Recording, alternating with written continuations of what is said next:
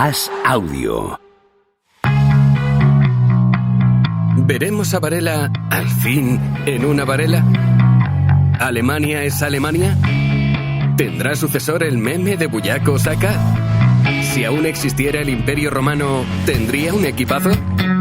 ¿Ayer Lamine bailando por Berlín? Con la guía del Guardian en la mano, Javier Aznar y Enrique Ballester responden a estas preguntas y analizan cada jornada de la Eurocopa en Los Últimos de la Lista, un podcast original de As Audio.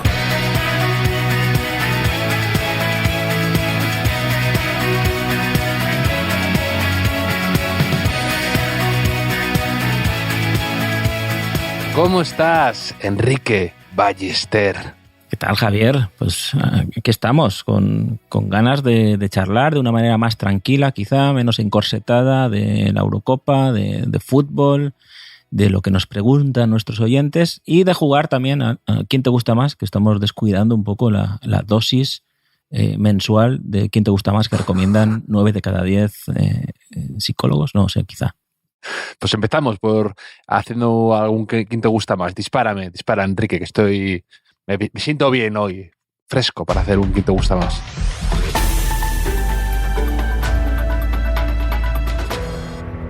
Mira, ya que estamos con la Eurocopa, estamos a tope con España, el único equipo que ha ganado los 3 partidos, el único equipo que no ha encajado ningún gol. Pues vamos a hablar de desgracias de la selección española, para que la gente no se venga muy arriba, para controlar la euforia, para recordar de dónde venimos. Qué bonito es esto, Javier. Nos ha enviado Nachete un ¿Quién te gusta más? Sobre grandes desgracias de la selección española en Eurocopas de fútbol.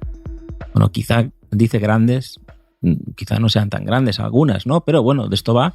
Me tienes que decir, Javier, ¿cuál te dolió más o cuál te duele más todavía de estas actuaciones quizá no brillantes de España? Y esto es en vez de un ¿Quién te gusta más? Es como ahora dicen ahora los chavales, ¿no? Jódeme más, ¿no? Es un poco eso, ¿no? ¿Qué te jodió más, Javier? Él ha enviado en orden cronológico, pero yo voy a mezclarlo un poquito, ¿no? Para que dé más juego, ¿no? Él pregunta, ¿qué te gustó menos? Sería esto, ¿no? Sería más correcto. ¿Qué te gustó menos?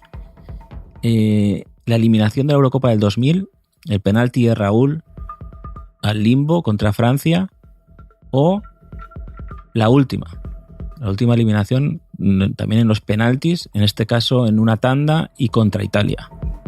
Mucho más la de Francia, muchísimo más.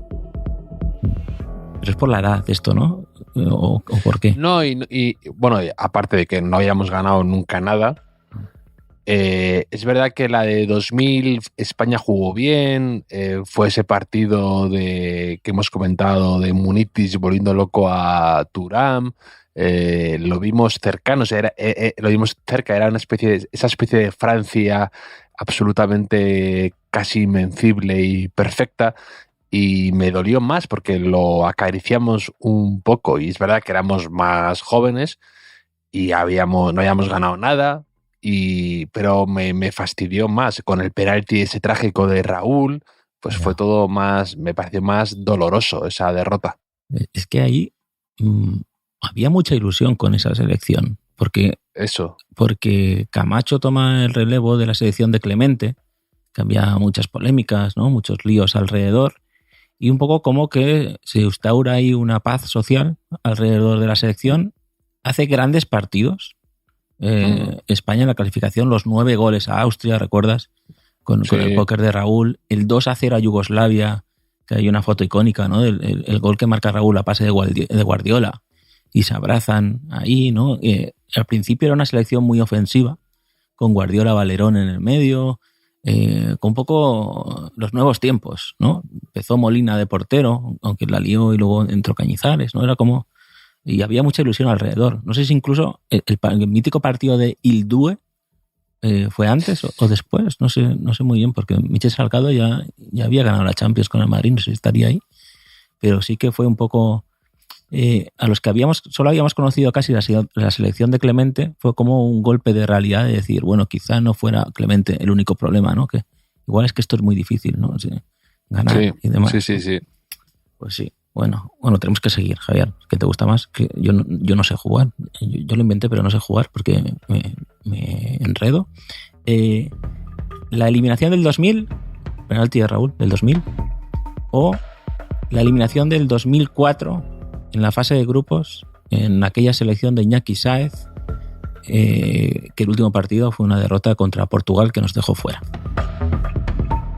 La de 2000, pero porque creo que son sentimientos diferentes. La de 2004 fue directamente ya desesperanza, arrojar la toalla y la sensación de hartazgo en general. Además me acuerdo perfectamente, estaba en exámenes de primero de carrera y fui a verlo con amigos, todo el mundo ilusionados. Me acuerdo de la gente pitando por la calle y la sensación esa de caer en la fase de grupos, que luego, lo que hemos dicho muchas veces, que en ese mismo torneo, que al final nos eliminaron los dos finalistas y la campeona, y entonces eso a veces se pasa desapercibido, pero fue un torneo muy, muy feo y una selección con poco carisma, yo creo, ¿no? Poco recordable, ni el Iñaki Sáez, no volvimos a saber nada de él, nunca. Claro, es que era el grupo de la muerte, ¿eh? O sea, como que envejeció, y quizás si se hubiese jugado con este formato, igual España pasa como mejor tercera y luego gana lo que fuera. Pero claro, encima fue en esas semanas trágicas que tú has hablado alguna vez, ¿no? De que era el año del Madrid de los Galácticos, que tú ibas de fiesta en fiesta en tu primer año de la universidad. Exacto. Y de repente llegó la primavera, empezó a perder, el Madrid perdió todo. Tú te derrumbaste con el bifrutas de Pascual también, que te fue la mano. Exámenes, la Eurocopa, mal, España. Un tobogán, durísimo, un tobogán al infierno. Pues. Nunca mejor dicho, en el caso del bifrutas. Sí. Pero hubo un partido clave, que fue el penúltimo, que era España-Grecia. Sí, que empatamos. España marca primero un gol de Morientes, una jugada que roba la pelota a Raúl, hace un taconazo. Es que hace poco vi el vídeo ahí, me salió en Instagram con la narración de José Ángel de la Casa y Michel, pareja mítica de nuestra adolescencia. Sí. Y España tiene bastante controlado el partido, y porque claro, Grecia era un equipo bastante defensivo con Otto Rehhagel y se puso por delante, y Michel le hace un comentario como, bueno, ahora veremos Grecia cómo responde, ¿no? Ahora los tenemos donde queríamos.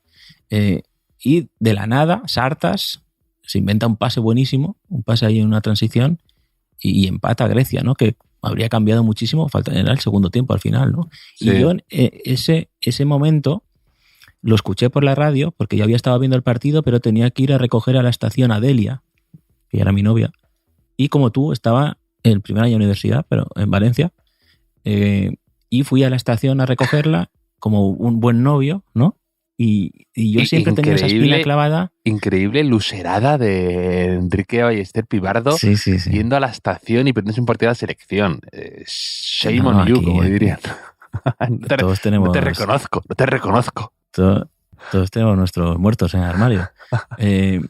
Pero a partir de aquel día eso cambió. O sea, ya le dije, oye, Castellano es muy pequeño, puedes ir andando, son 10 minutos andando a tu casa. No programar mejor los viajes. Claro, sí, claro, pero Delia, que en esa época no sabía ni quién era, creo que a día de hoy todavía no sabe que existe una persona, o existe llamada Iñaki Sáez, pues como para pedirle que mire a qué hora juega España. Tampoco eso quiere decir nada, ¿no? Que no sepa aquí. Iñaki Sáez, yo me acuerdo de los cromos en el Albacete, tío. Sí. En Albacete, Iñaki Sáez, me acuerdo.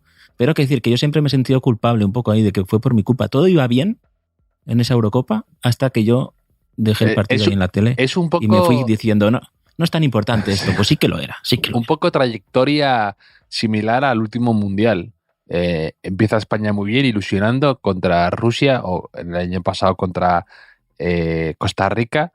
Luego empata contra una selección algo menor, que en este caso fue Alemania, pero después fue, en el caso de 2004 fue con Grecia, y luego pierde por sorpresa contra Japón, España, y el caso de España fue con Portugal, que no necesariamente la sorpresa, pero fue como eso, misma trayectoria, ¿no? Yeah. Muy arriba, empate, dudas, derrota sonora, y ya todo se complica. Pero sí, España... Había buenos futbolistas, ¿eh? Algunos jóvenes que luego son los que ganan todo. Es verdad que salimos contra Portugal ahí con Raúl Bravo. Sí, como el pobre Raúl Bravo siempre paga los platos rotos de esa Eurocopa. Siempre todo el mundo le menciona. Sí. Todo el mundo le saca colación a Raúl Bravo, y que luego volvieron con chanclas. Eso a la gente le puso muy nervioso también. También fue convocado Gabri, me parece, pero no sé. A ver, pero sí, te sigue doliendo más la del 2000, ¿no? Sí. Vale, pues la del 2000 contra Francia o la tanda de penaltis contra Inglaterra de 1996. La tanda de penaltis de Inglaterra. A mí también, ¿eh? Sí. Es que esa fue... Pero yo creo que, insisto, creo que es un tema de la edad. O sea, porque esos son años del descubrimiento, que todo parece que se acaba el mundo, que no va a haber más. Y duele mucho. Es que pero no. La del 96 España jugaba también bien. Y era contra Inglaterra, era en casa de Inglaterra. Y la sensación es... El anglófobo soy yo. No, pero la sensación de quedarnos muy cerca y siempre eso, como un poco el final del show de Truman, que España llegaba a lo que parecía y no podía pasar de esa línea que no le dejaban, que había muchos elementos que conspiraban contra la selección. La suerte en el caso de esa tanda de penaltis es que falla Nadal y falla Hierro, creo que son, ¿no? ¿Quiénes son? Uno larguero. Sí, Hierro tenía el primero y le pega al larguero, que yo creo que vuelve a la otra mitad del campo, por eso, en Wembley. Un penalti de larguero, eso encima te duele todavía más, si cabe, ¿no? Porque es un fallo de estos injustos, ¿no? Como de larguero lo he tirado demasiado bien, que ha ido al larguero. Y luego que encima que te gane una selección, que luego con Tony Adams, con Stuart Pearce, que luego se ha sabido que con Gascoigne, ¿no? Uh-huh. que digamos que no es que se cuidaran mucho. Sí. ¿No? Esto pone... Casi que me duele más, ¿no? Ahora cuando cuentan las historias que hacían y demás. Y que Stuart Pearce tenía, esto lo hemos hablado alguna vez, la espina clavada, que había fallado el penalti que creo elimina a Inglaterra del Mundial de Italia 90 y fue a tirar el penalti ahí en Wembley, como que se quitó la espina, que llevaba 6 años esperando ese momento. Pero también había ahí como una especie de certeza colectiva de que el día que mejor jugaba España lo eliminaban. Que es algo que ocurrió en el 94. Claro. Quiero recordar que fue así. Eso. Y en el 96, ese día hay un gol anulado que no era fuera de juego, ¿no? Fue a Salinas, me parece, o Alfonso. Yo qué sé, que hizo un partidazo España ese día. Que en la pandemia lo pusieron un día y hizo un partidazo. España fue mucho mejor que Inglaterra. Sí, entonces... y luego aparte tiene esa...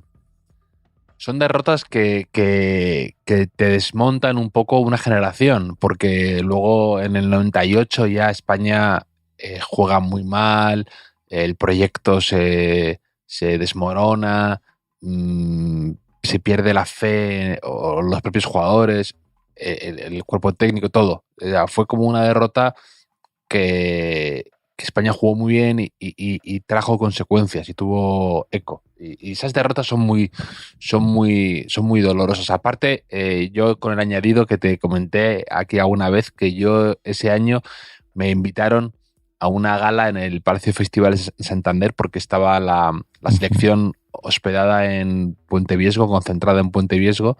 Entonces fueron toda la selección y fueron todos los jugadores. Ya te invitaban a galas con 10 años, ¿eh? Es fantástico. Sí. Y además, no sé por qué, te lo prometo, me sentaron al lado del alcalde de Santander. Nunca lo entendí. Nunca lo entendí cómo se pudo... Yo con 10 años.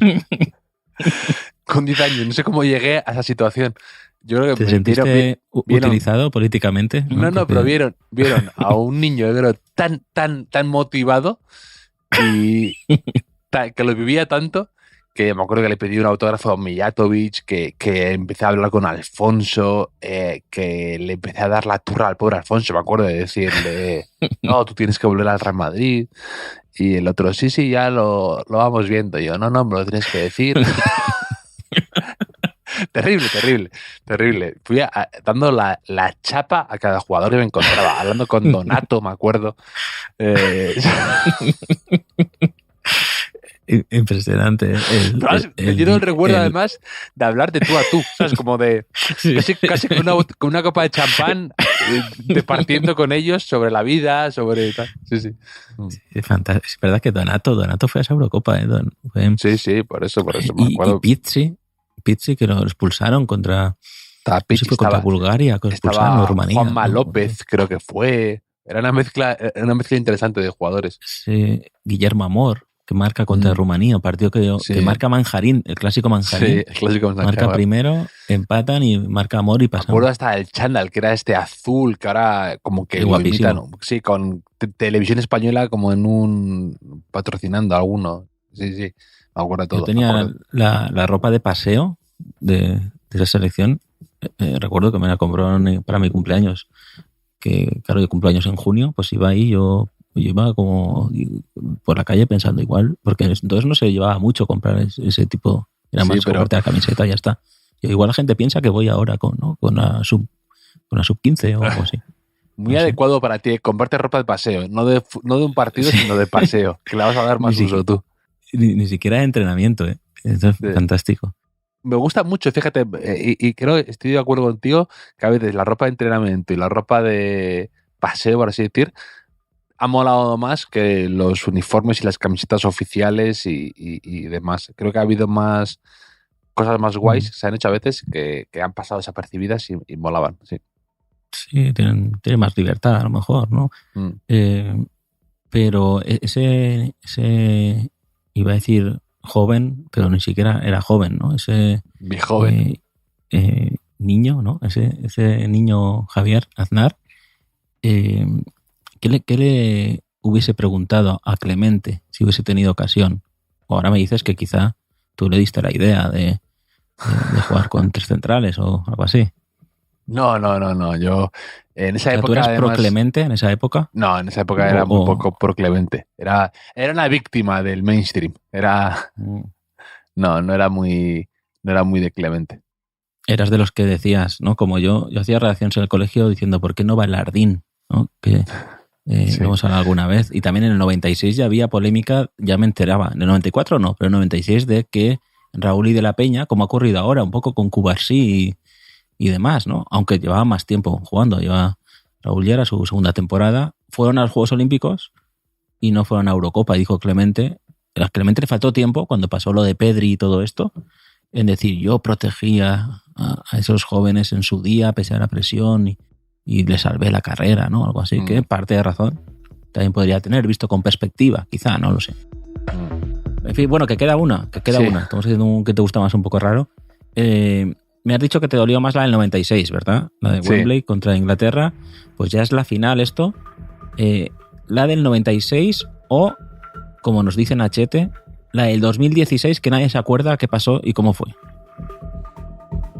Ni la sentí. Claro, es que tienes razón, Nachete. Además, la vi en Francia. O sea, estaba viendo, me habían invitado a ver ese día, o no sé si fue el mismo día o el día anterior. Había visto el Inglaterra-Islandia en Niza. Uh-huh. Y vi, creo que fue ese mismo día. Creo que jugaban luego más tarde, o no sé si tiene sentido eso que estoy diciendo, pero sí, lo vi en un bar.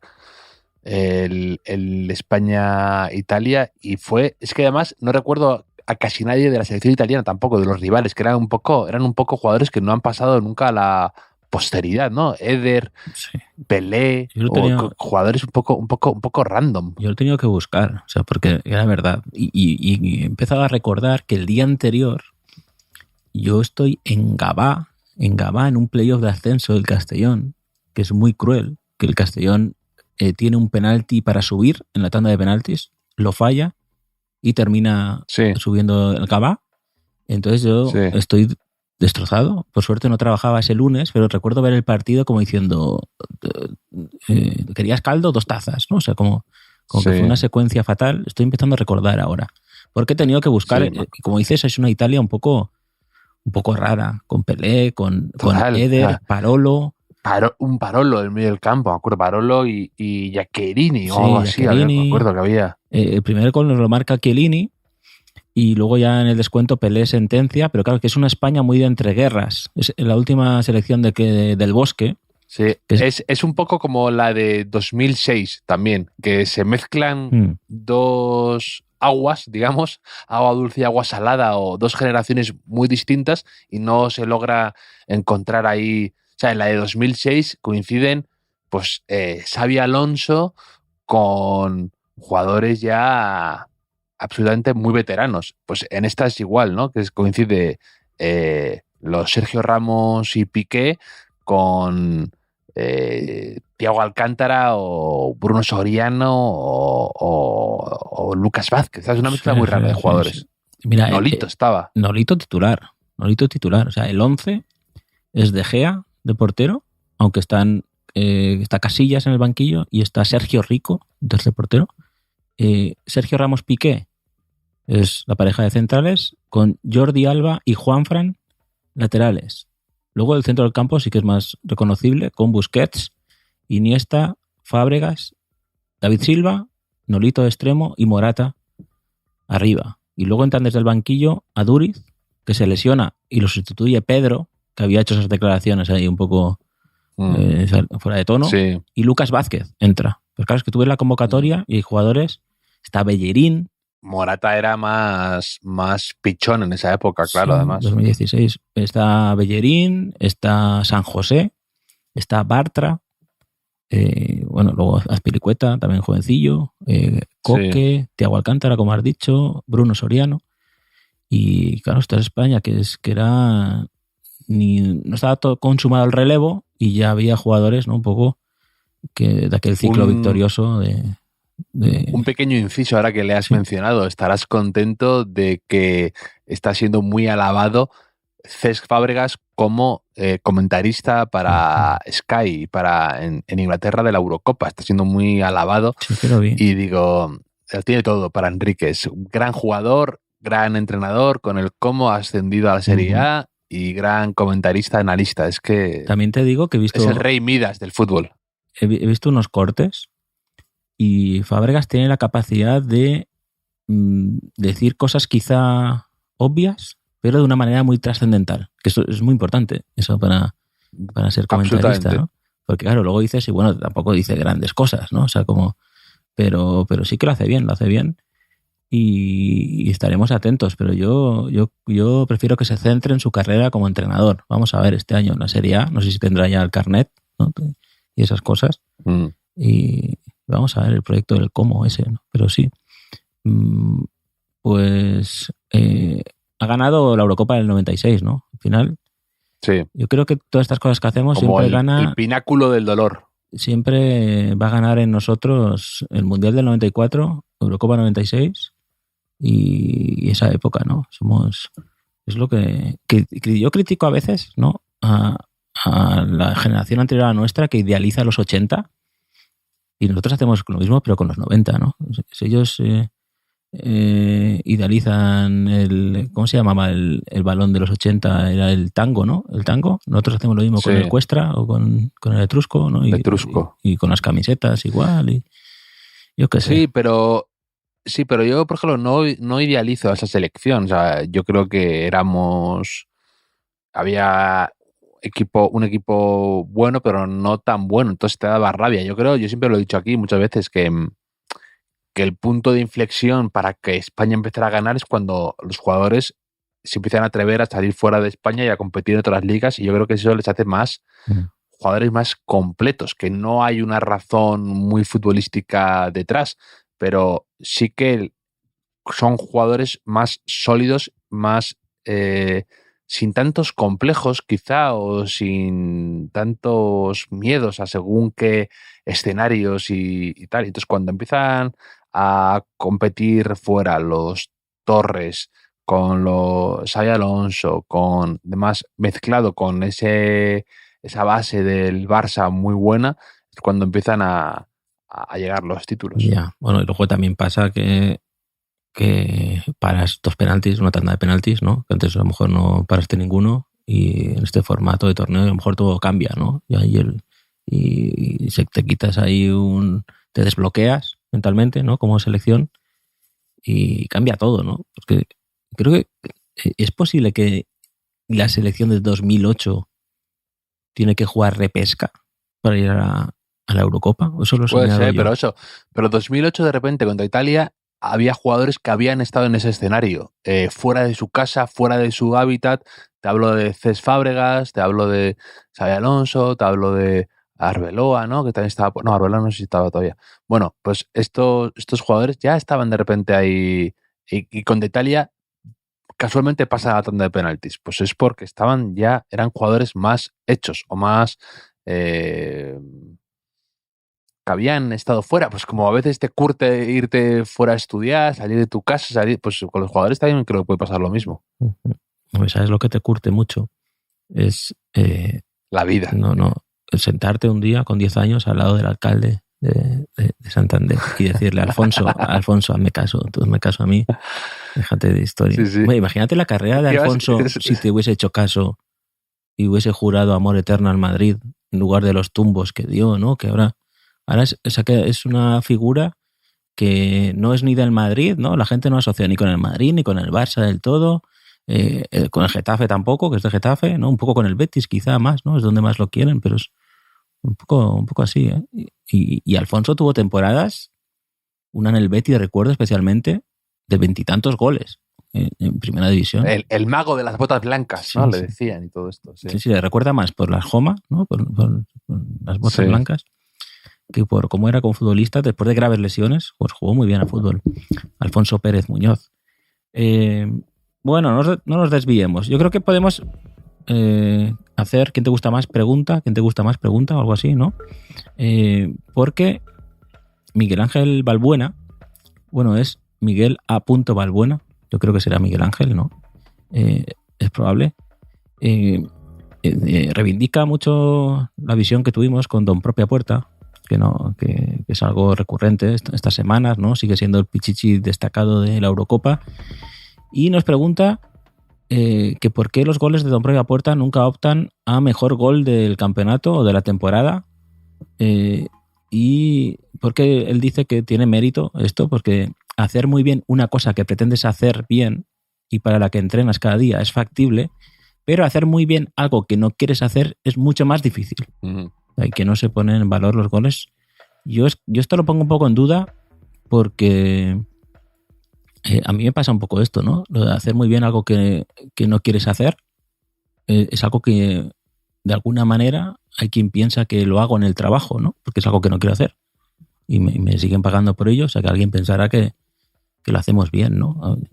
Yo casi que... El otro día además, para que la gente no piense que nosotros aquí hablamos por hablar y que no tenemos datos detrás que sustenten nuestras teorías y que hay un soporte, me dediqué a calcular a ver si realmente Don Propia Puerta tenía ese peso o era llamativo o era... Me puse a pensar y dije, a ver si es, al ser un torneo corto, le damos más importancia a los goles en propia puerta porque vemos menos partidos y me puse a hacer cálculos con la Liga Española a ver cuántos goles se habían marcado en propia en toda temporada por todos los partidos que hay, ¿no? Que hay casi 300 partidos, creo. Madre mía. Y los goles en propia la temporada. Y creo que son...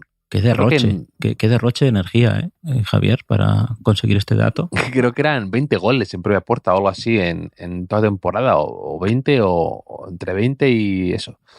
Y claro, la media era mucho menor que en el ritmo de goles en propia en la Eurocopa estaba siendo casi el doble. Sí, es llamativo, es curioso, ¿no? También, y comparé con la Eurocopa anterior también, ya... Digamos que en la fase de grupos habíamos alcanzado ya casi el tope de goles en propia puerta de toda la Eurocopa anterior, que ya fue bastante llamativo que estemos hablando de ella. Sí. No sé, también te digo que esto de propia puerta ya me está cansando un poco, ¿no? A veces. Y el otro día en la televisión, creo que fue en esos resúmenes que hacen entre un partido y otro, creo que en televisión española dijeron, Propia Puerta es el máximo goleador de la Eurocopa, algo así, ¿no? Y yo lo vi y dije, cuando lo dice otro, no tiene tanta gracia, ¿no? Supongo que cuando me hizo pensar eso. O sea, quizá ya no tenga gracia esto de Propia Puerta, no lo sé, pero como la gente nos lo recuerda, nosotros como el típico grupo que tiene un hit, ¿no? Que están hartos de tocarlo, quizá, pero sí, mientras lo bailen, pues lo tocaremos. Bueno, estaremos atentos a ver Don Propia Puerta, porque también ha habido alguna competición, un torneo que empieza muy fuerte y luego llegan los cruces y eso, y se esconde un poco. Don Propia Puerta, dicen que no rinden los partidos importantes, estaremos atentos. Vamos con otro. ¿Quién te gusta más, Javier, si te parece? Venga. También temática Eurocopa. Este nos lo envió Luis Agúndez, que nos manda saludos y dice, te dejo un ¿Quién te gusta más? Con selecciones molonas de últimas Eurocopas. Y, entre paréntesis, matiza por orden cronológico descendente. Lo voy a respetar los deseos de Luis para hacer este ¿Quién te gusta más? Que dice, ¿quién te gusta más? ¿La Turquía de esta Eurocopa 2024? Que él considera molona, que bueno, puede haber opiniones contrarias al respecto, no lo sé. O la Dinamarca del 2021 de la anterior Eurocopa. Me gustaba más la Dinamarca de 2021. Y fíjate que cualquier equipo con Arda Güler ya me tiene ganado casi para la causa. Pero la Dinamarca de 2021, claro, también con el componente un poco emocional de lo de Eriksen, recuperándose y haciendo piñas, recuperándose la selección de ese golpe y jugando bien, ese gol de falta de Damsgaard y todo esto fue muy divertido y nos lo pasamos muy bien con Dinamarca y caía bien esa selección, así que pues Dinamarca probablemente. Además fue nuestra primera Eurocopa.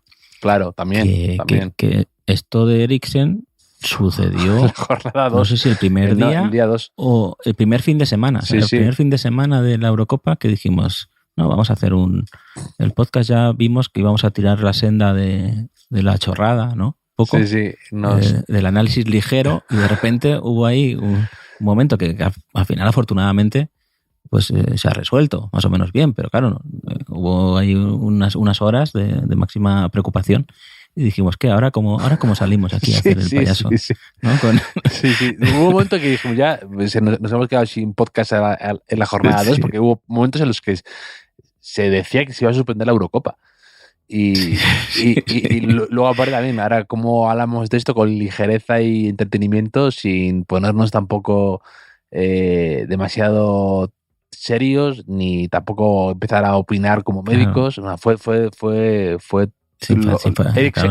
Eriksen y nosotros logramos seguir adelante y ahí seguimos, que Eriksen ha marcado en esta Eurocopa, se ha clasificado, nosotros seguimos, nadie nos ha echado, es increíble. Hemos superado todo tipo de contratiempos. Sí. Sin duda el mejor que nosotros, ¿no? Pero sí, ahí fue el primer gran contratiempo y quizá último que han tenido los últimos de la lista. Pero sí, Dinamarca 2021, Javier, o Islandia 2016. La gente estaba muy a tope con aquella Islandia. Islandia 2016, porque como te acabo de decir antes, me invitaron a ver el partido en Niza, además en Niza, que hicimos un plan de día por ahí maravilloso y luego vi el partido y además empezó ganando Inglaterra en minuto 1 o 2 y luego Islandia, contra todo pronóstico, lo remonta. Ya. Una cosa que ha hecho muy bien Islandia ha sido dejar de ganar, o sea, desaparecer, ¿no? Antes de cansar, ¿no? Entendieron que era una golondrina en un verano, ¿no? En una primavera, no sé, esta comparación sí existe. Y porque ya en los últimos partidos había cierta tendencia, ¿no? Esto pasa como en el indie y en el mainstream, ¿no? De que se hacían demasiado populares, ya eso que hacían al final con la afición, así, que si pescaban truchas con la boca, ¿no? Cosas así de los jugadores. Pero fueron unos partidos fascinantes de de Islandia, ¿eh? Que además coincidió, creo que había leído el libro de Islandia de Axel Torres, Sí. en esa época, que tuvo buen... sin pensar todo esto, seguramente, pero lo sacó justo, entonces podía ir un poco de listo contando alguna cosa del fútbol islandés para, como nuestros oyentes estarán estos días de Georgia, con toda la información que les dimos en el anterior capítulo. Pero sí, ahí también estuviste te recibió el alcalde de Niza, quizá. Ojalá, ya te acostumbras a ese nivel, ya eres como una estrella infantil de estas de cine, ¿no? Te acostumbras ya a cierto estatus, cierto nivel, y ya claro, cuando te recibe el alcalde de Niza o tú estás hablando con jugadores, pues... Claro, a ti ahora te invita el concejal de deportes de Santander y como Dani Ceballos. Claro, como Dani Ceballos, dices, ni siquiera el concejal, ¿no? De lo más bajo, tú ya presidente de la comunidad o nada. Exacto. Islandia 2016 o Rusia 2008. Estás guapa, ¿eh? La Rusia 2008 de Arshavin. Ya, sí. Esa Rusia de 2008 era muy divertida con Hiddink, ¿no? Era Arshavin, que eran aquel Zenit que era divertido, sí. Pavlichenko jugaba arriba, ¿no? Sí, creo que sí, ¿no? Y era divertida, y Arshavin era un jugadorazo, era un jugador de estos que nos gustan, o filesco, ¿no? De absolutamente... Sí. De carácter un poco mercurial, inconsistente, talentoso, esa sensación de que le pueden expulsar en cualquier momento por un arrebato de furia. Sí. Me gustaba. Y quizá eso, como que se cruzara con España y 4-1 y fue demasiado... Pues queda menos en nuestro recuerdo, ¿no? Pero fue... Quizá por eso, ¿no? Porque tampoco puso mucha resistencia para nuestras ambiciones, todavía nos cae mejor, ¿no? Pero bueno, sí, Rusia, diría. Sí. Bueno, fue 4-1 en la fase de grupos, me parece, y luego 3-0 en la semifinal. 3-0, sí, no, 3-0 en la fase final. Que ahí a ver, que se me entienda, o sea, tenemos suerte, diría yo, porque se lesiona David Villa, no porque se lesione David Villa, que era el mejor delantero de esa generación española, sino porque pasa a España a jugar con 5 centrocampistas, sí, que es algo que había hecho, por ejemplo, en un partido en Dinamarca, me parece. Entra Fábregas, no porque sea Fábregas, sí, pero con 5 en el medio le pega un baile, ya coge la pelota y le pegan un baile a Rusia increíble. Tengo el recuerdo de que ese partido fue como una de las mayores demostraciones del talento de España en un torneo internacional. La sensación de hemos llegado, estamos aquí, ya nos medimos con los grandes. Ese recuerdo de España Rusia, sí, que me acuerdo, creo que metió gol Cazorla, creo. O salió, ¿no? Puede ser. Yo me acuerdo, uno es una jugada que Iniesta chuta y se cruza a Xavi y la toca. Sí. Otra una picadita de David Silva metió, Fábregas, ¿no? que marca Guiza. Guiza creo que marca el tercero. Sí.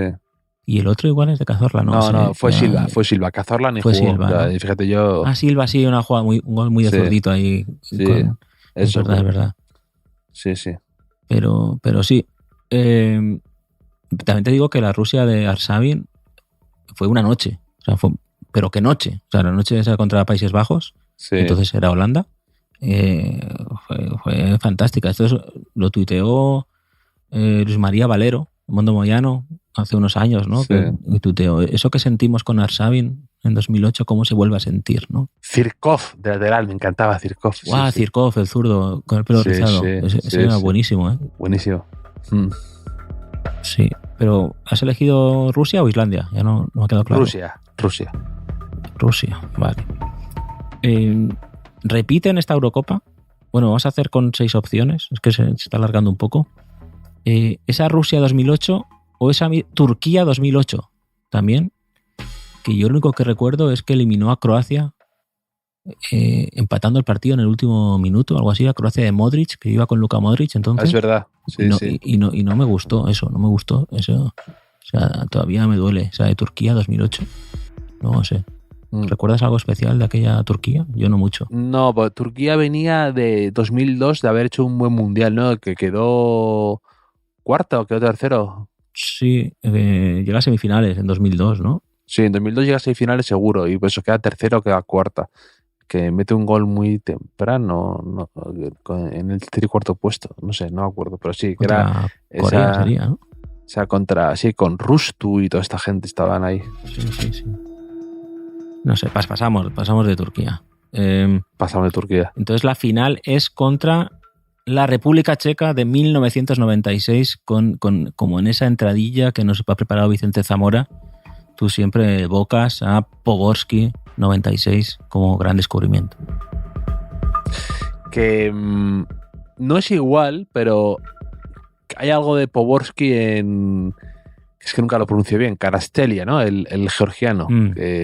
Jugadores así un poco feuchos, algo desgrabados, pero muy técnicos, que llevan ahí sobre sus hombros el país, ¿no? Y esa República Checa que luego tuvo también otras buenas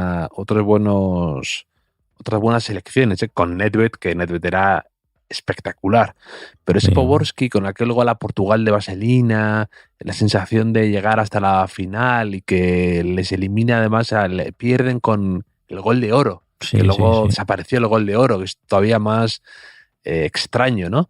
República Checa 96 me encantó.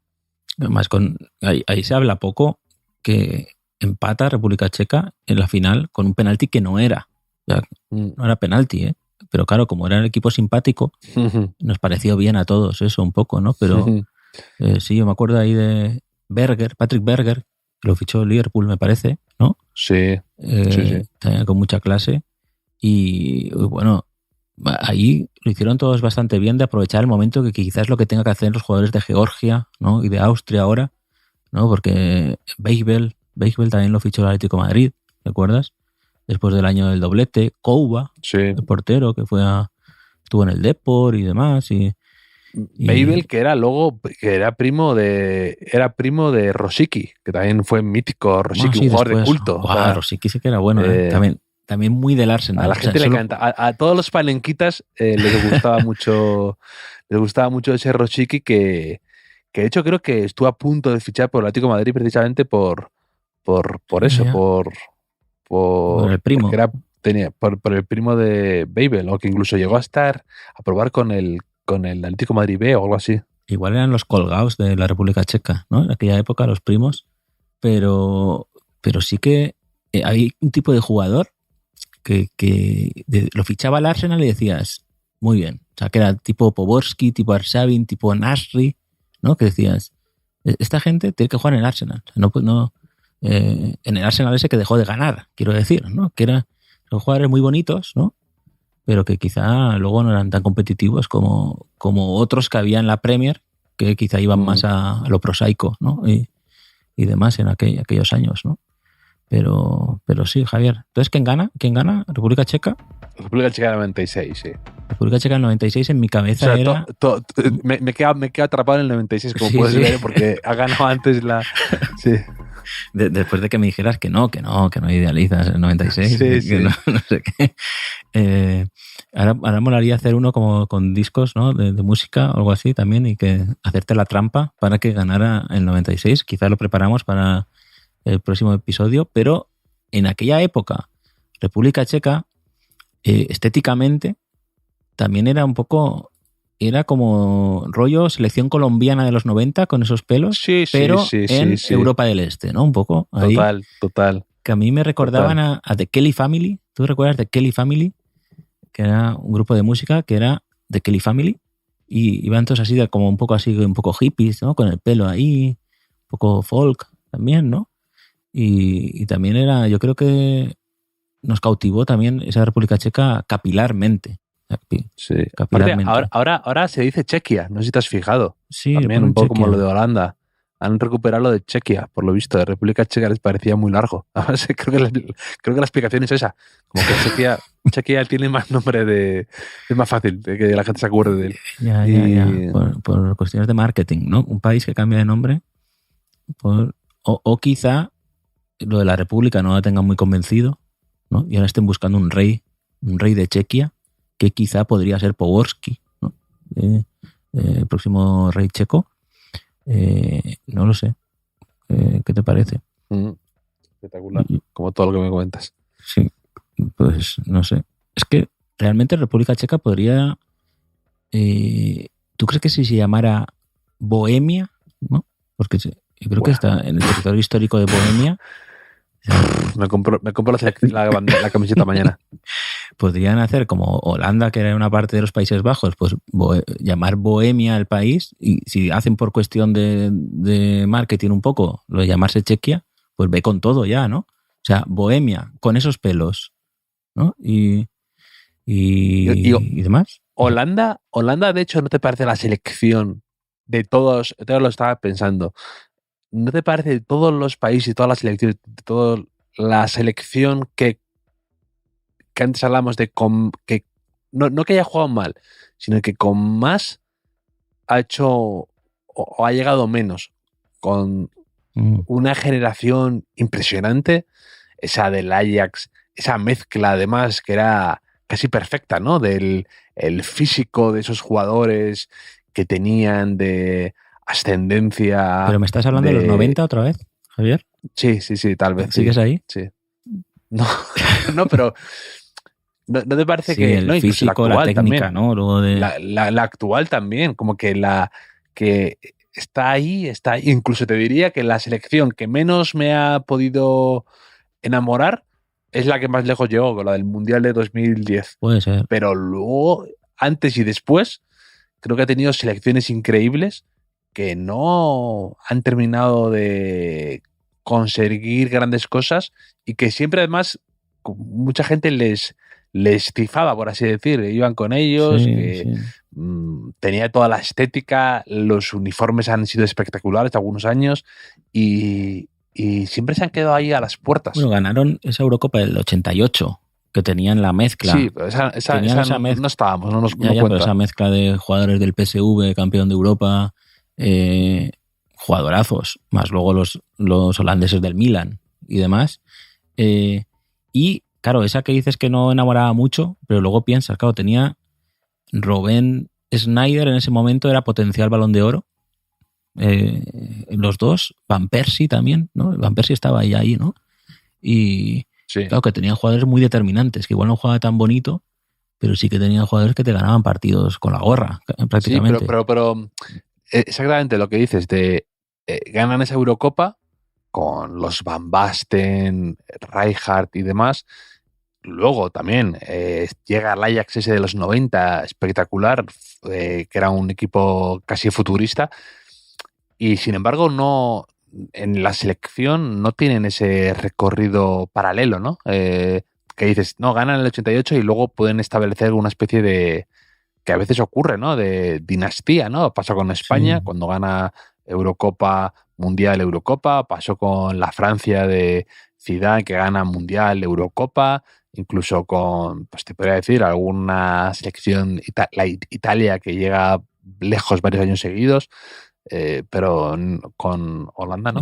Han tenido como bestia negra a Argentina, ¿no? Estoy pensando, en 98, el día de aquel golazo de Dennis Bergkamp, ¿no? Que, sí, eliminan a Argentina, sí. Ese día eliminan a Argentina, pero a partir de ahí luego tienen la del Mundial creo que es el Mundial de 2014, que es esa que Mascherano salva un gol al final, ¿no? Y que cambia el portero para los penaltis, me parece Van Gaal, ¿no? Sí, exacto. Y en el último Mundial también, ¿no? Han tenido ahí momentos que... Pero ahora, pese a jugar mal y demás, han hecho una cosa bien, que es que van por la parte del cuadro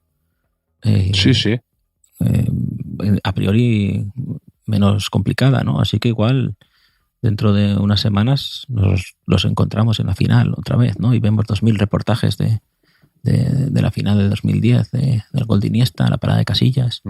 y todas esas cosas, ¿no? Sí. Hablando de temas de jugador, de selecciones con jugadores, pues eso, de ascendencia de zona como del Caribe y demás, me he quedado alucinado con que lo he leído ayer y de hecho no sé ni qué era, pensaba que era una broma, que Cole Palmer, su padre, es afrocaribeño, o sea, que es de la isla de San Cristóbal y Nieves, creo que es. Oh, sí. Y si me dices, de todos los jugadores de la Eurocopa, ¿quién es el que tiene sangre caribeña? Cole Palmer, te digo que está el último. O sea, te digo que está antes Lewandowski, que digo, Lewandowski puede...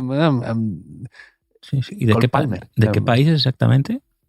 No, de la isla de San Cristóbal y Nieves, creo que es. Pero esos juegan en la CONCACAF, ¿puede ser? No sé cuál es su papel en el ranking es que FIFA. yo estoy un poco al tanto porque tenemos a Jeremy León en Puerto Rico, que hace poco ganaron 8-0 a no sé quién y marcó 2 goles, y uno lo celebró así a lo Bellingham, y vi una foto, y luego la selección de Curazao, donde... Es verdad, sí, me hablaste. Que en el Castellón había un par de jugadores. Uno no ha ido, el bueno, que es Dajiro Chirino, el futbolista con nombre de Cóctel, que recomiendo a la gente escoutear en segunda división, ficharlo para el Biwenger y esas cosas. Entonces, ese tipo de país me suena mucho porque están jugando como una preliminar para el próximo Mundial. Ojo. En inglés le llamas Saint Kitts y Nevis, creo que es. Ya. Claro, como en el próximo Mundial organiza Estados Unidos, México, Canadá, creo que de la CONCACAF se colará algún equipo así, alguna selección no habitual, que dará un poco de colorido. Que ahora hay varias que están jugando la Copa América o Americopa, según nuestro oyente, fan del Numancia. La Americopa, que quizá podemos hablar un día de la Americopa si la Eurocopa se derrumba en los cruces. Pero está Jamaica, está Canadá y está México también. Bueno, están casi todas, ¿no? Estados Unidos. Pero bueno, por lo menos no está Qatar esta vez, ¿no? Que Qatar jugó la Copa América y Japón. Eso se dice poco. Hacen cosas raras ahí. Sí. Pero bueno, Javier, es que se nos pasa el tiempo volando cuando es lo bonito del quién te gusta más. Es el juego... Habrá muchas puertas inexploradas e inesperadas. Para toda la familia. Yo lo recomiendo ahora vacaciones, que empiezan las vacaciones, a lo mejor haces un viaje en familia, pues compras la edición bolsillo, edición viaje de quién te gusta más, ¿no? Como mis padres compraban a veces como el Conecta 4 o algo así. Que nos hagan un Bizum. Que nos hagan un Bizum. Y ya hemos perdido la oportunidad de enriquecernos registrando la marca para que todas estas cuentas de Instagram que hacen el quién te gusta más llamándolo de otra manera, pues pudiéramos tener ahí recorrido judicial al respecto. Y también estamos perdiendo dinero al no haber hecho el juego físico, el quién te gusta más, que deberíamos un día, Javier, planteárnoslo seriamente. Pero bueno, ya otro día. Pues Enrique, hablamos estos días, seguimos comentando la Eurocopa y todo lo que vaya surgiendo. Es un placer siempre charlar contigo y participar en estos juegos que nos proponen nuestros queridos oyentes, que como sabes, ¿qué es, Enrique? ¿Qué son nuestros oyentes? Pues lo mejor que tenemos. Un día tenemos que hacer un quién te gusta más de qué es lo mejor que tenemos, ¿no? A ver si ganan los oyentes o no ganan los oyentes, porque lo estamos diciendo así muy a la ligera, sin haberlo pensado bien, pero bueno, ya otro. Ya veremos, Javier. Sí. Un abrazo. Un abrazo enorme.